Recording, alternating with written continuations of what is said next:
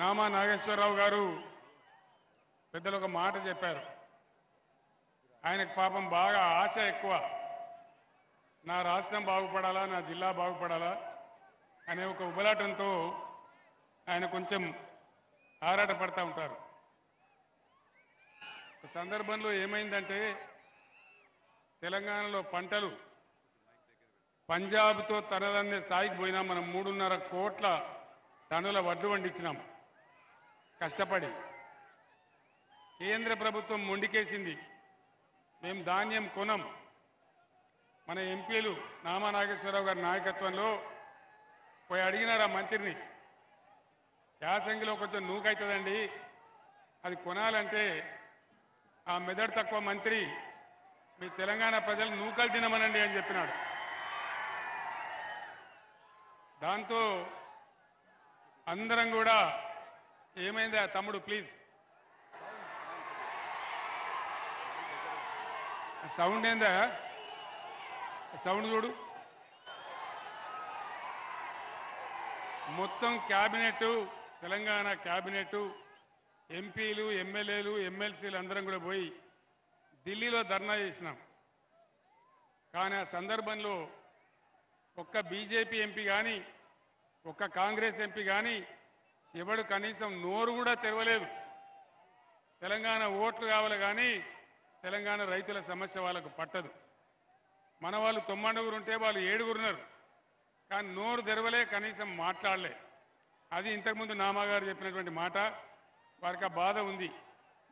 అంతెందుకండి, ఇప్పుడు బీజేపీ నుంచి ఇక్కడ ఒక కేంద్ర మంత్రి ఉన్నాడు,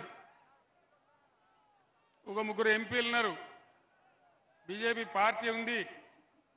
ఈరోజు నరేంద్ర మోడీ క్లియర్గా చెప్తా ఉన్నాడు, గోదావరి నదిని నేను ఎత్తుకొని పోతా, తమిళనాడుకు కర్ణాటకకి ఇస్తానని మాట్లాడుతూ ఉన్నాడు. ఒక్కడన్నా మాట్లాడుతున్నాడా? కేంద్ర మంత్రి కిషన్ రెడ్డి మాట్లాడుతున్నాడా? ముఖ్యమంత్రి రేవంత్ రెడ్డి మాట్లాడుతున్నాడా? మరి ఈ దద్దమ్మలు మనకు ఎందుకు అని నేను అడుగుతా ఉన్నా.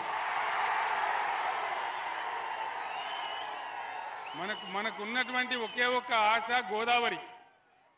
ఖమ్మం జిల్లాలో గత 50-75 సంవత్సరాల స్వతంత్రంలో ఎవరు కూడా ఆలోచన చేయలే. కృష్ణలో నీళ్లు తగ్గినప్పుడల్లా మన పంటలు ఎండిపోవడం, మనం బాధపడడం, నాగార్జున సాగర్ ఆయకట్లో కూడా మనకు ఇబ్బందులు వస్తూ ఉన్నాయి. ఖమ్మం జిల్లా ఇబ్బందులు శాశ్వతంగా తీరాలని బ్రహ్మాండంగా దుమ్ముగూడెం ప్రాంతంలో సీతారామ ప్రాజెక్టు మనం కడతా ఉన్నాం. 37 టీఎంసీల ప్రాజెక్ట్ అది పూర్తి అయితే ఖమ్మం జిల్లాలో 1 ఇంచు లేకుండా కూడా వ్యవసాయానికి నీళ్ళు వచ్చే ప్రాజెక్ట్ ఆ ప్రాజెక్ట్.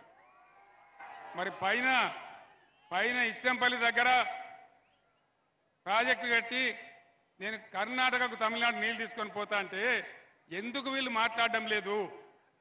ఇలా ముఖ్యమంత్రి రేవంత్ రెడ్డి ఎందుకు మాట్లాడడం లేదు? అదే నేను ముఖ్యమంత్రిగా ఉండే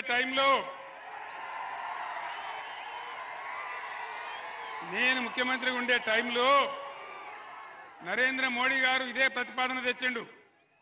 నేను చెప్పిన ఎట్టి పరిస్థితులలో మా రాష్ట్రానికి వచ్చే నీళ్ల లెక్క తేల్చేదాకా, మా వాటా మాకు అక్కడ పెట్టేదాకా నా తల తెగిపడ్డా సరే నేను ఒప్పుకోను అని చెప్పిన. అది బీఆర్ఎస్ పార్టీ పాలసీ. మరి వీళ్ళకి ఓట్లు కావాలా, సీట్లు కావాలా, కేంద్ర మంత్రులు కావాలా, కానీ మన సమస్యలు, మన ప్రధానమైనటువంటి సమస్యలు, మన నీళ్లు, మన పంటలు, మన రైతులు వీళ్ళకి పట్టదు. నేను ఒక్కటే మాట మీకు మనవి చేస్తా ఉన్నా. కేంద్రంలో బీజేపీ 400 సీట్లు, 370 సీట్లు గోవిందా, ఏం వస్తలేవు. 200 కూడా దాటే పరిస్థితి లేదనేది మొత్తం యావత్ ప్రపంచం కోడైకూస్తా ఉన్నది. నేను మీకు ఒక మంచి మాట చెప్తా ఉన్నా. ఈసారి రాష్ట్రంలో ఇప్పుడు నేను ఎక్కడికి పోయినా, ఇవాళ 6వ రోజు, ఎక్కడికి పోయినా ఇదే పద్ధతిలో ప్రజలు బ్రహ్మరథం పడతా ఉన్నారు. దాదాపు 12 పార్లమెంట్ సీట్లు మనం గెలవబోతా ఉన్నాం.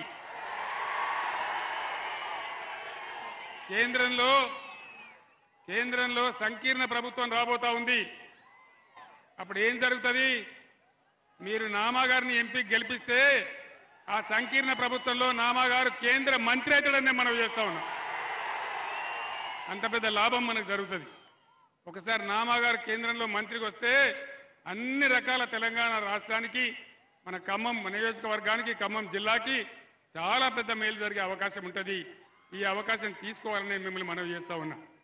ఈ నరేంద్ర మోడీ దాడి నుంచి, ఈ చేతగాని చేవలేని కాంగ్రెస్ ప్రభుత్వం నుంచి మన గోదావరి రక్షించుకోవాలన్నా, కృష్ణా రక్షించుకోవాలన్నా, మన నిధులు మనం తెచ్చుకోవాలన్నా, మన హామీలు తెచ్చుకోవాలన్నా, మన హక్కులు సాధించుకోవాలన్నా ఖచ్చితంగా ఇలా బీఆర్ఎస్ అయితేనే పేగులు దిగేదాకా కొట్లాడుతుంది. ఆనాడు మీకు బాగా గుర్తుంది, నేను ఒక్కడిగా బయలుదేరిన నాడు ఎవ్వనికి నమ్మకం లేదు తెలంగాణ వస్తుందని. సరే, నేను ఆమరణ దీక్షకు పూనుకున్నా. నన్ను అరెస్ట్ చేసి ఇదే ఖమ్మం జిల్లా జైలు తీసుకొని నన్ను వచ్చినారు. నేను ఖమ్మం జైల్లోనే ఉన్నాను. ఆనాడు ఇక్కడ ఖమ్మం జిల్లా బిడ్డలు, న్యూ డెమోక్రసీ పార్టీ కావచ్చు, ఇతరులు కావచ్చు, కమ్యూనిస్టు విద్యార్థి బృందాలు కావచ్చు, తెలంగాణ వాదులు కావచ్చు, బ్రహ్మాండంగా నాకు బ్రహ్మరథం పట్టి ఆశీర్వదించి నాకు మద్దతు కూడా తెలిపినారు. ఆ సంఘటన నేను మర్చిపోలేనని చెప్పి నేను మనవి చేస్తా ఉన్నా. చివరికి తెలంగాణ వచ్చింది. 10 ఏళ్లలో ఒక పూల పొదరిల్లులాగా ఒకటి ఒకటి స్టెప్ బై స్టెప్ బ్రహ్మాండంగా కులము, మతము, జాతి ప్రసక్తి లేకుండా అన్ని వర్గాల ప్రజలను కడుపులో పెట్టుకొని సాదుకున్నాం. పేద సాధలను ఆదుకున్నాం. రైతాంగాన్ని కాపాడుకున్నాం.